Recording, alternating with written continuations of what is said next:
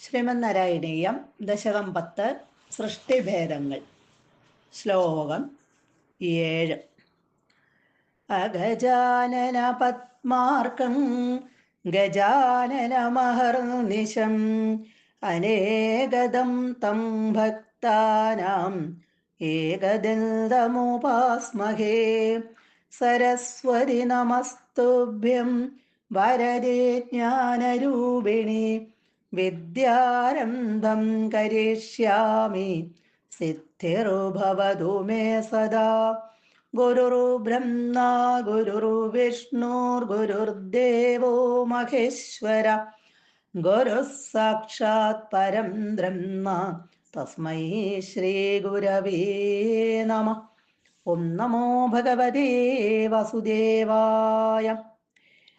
തസ്യാദസർഗരസികസ്യ മരീചിരാത്രി തത്രാംഗിരാ ക്രതുമുനി പുലഹ പുലസ്ത്യ അംഗാതജായത ഭൃഗുച്ഛ വസിഷ്ഠദക്ഷൗ ശ്രീനാരദച്ഛ ഭഗവൻ ഭവദംഘ്രിദാസ.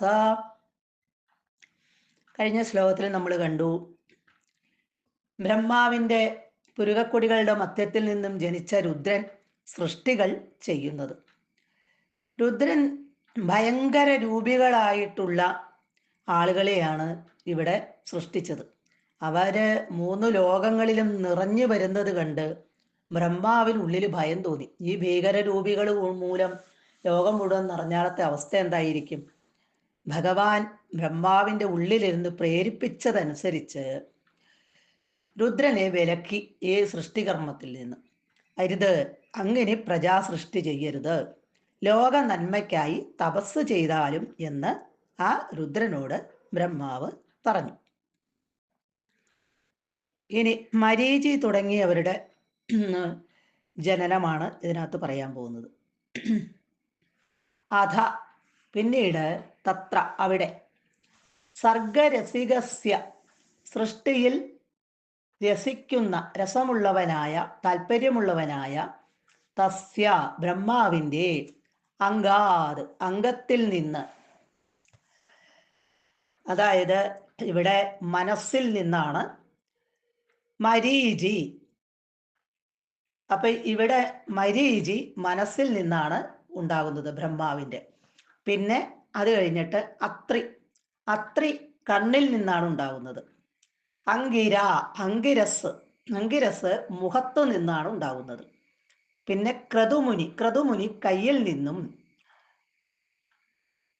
പിന്നെ ഭൃഗു ത്വക്കിൽ നിന്നും, തൊലിയിൽ നിന്നും.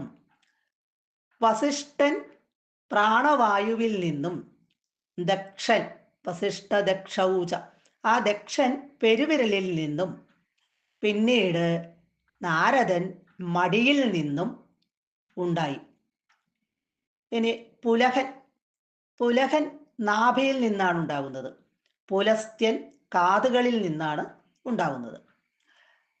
അപ്പൊ ഇവിടെ സൃഷ്ടിയില് രസം പിടിച്ച് നിൽക്കുന്ന ആ ബ്രഹ്മാവിൻ്റെ ശരീരത്തിലെ ഓരോ ഭാഗത്തു നിന്നും ഓരോരുത്തരായിട്ടുണ്ടാകുകയാണ്. മരീചി, അത്രി, അങ്കിരസ്, ക്രതുമുനി, പുലഹൻ, പുലസ്ത്യൻ, ഭൃഗു അജായത എന്ന് പറഞ്ഞാൽ ഉണ്ടായി.